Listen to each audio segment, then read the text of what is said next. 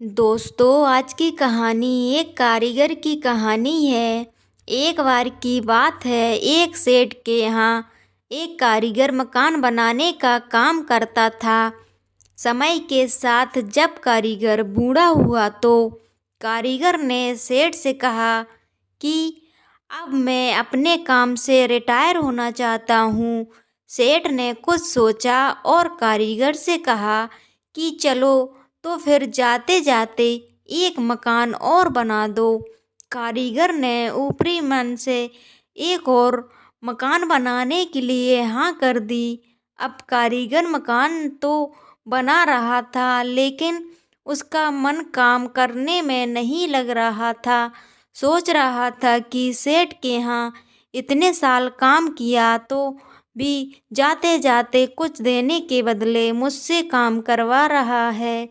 इसी सोच से काम करने के कारण घर भी सही से नहीं बना पा रहा था। आखिरकार उसने घर बनाया, लेकिन वो इतना अच्छा नहीं बना जितना वो पहले बनाता था। काम पूरा करके सेठ के पास गया। सेठ ने के पास बुलाया और कहा, तुमने पूरी जिंदगी मेरे लिए बेहतरीन मकान बनाए। मैं तुम्हारे काम से बड़ा खुश हूँ, इसीलिए मैं आज तुम्हें भी कुछ देना चाहता हूँ। तुमसे जो घर आखिर में बनवाया है वो मैंने तुम्हारे लिए ही बनवाया है। इतना कहकर सेठ ने मकान की चाबी कारीगर को दे दी।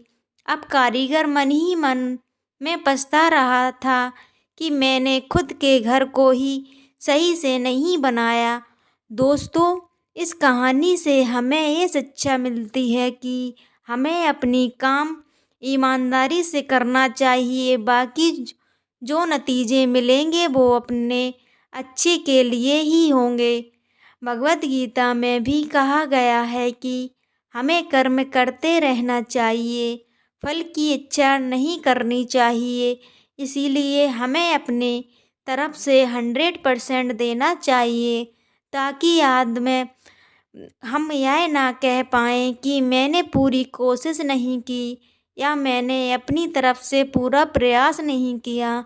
दोस्तों, आज की मेरी कहानी आपको ये कैसी लगी हो तो मुझे कमेंट करके ज़रूर बताइए।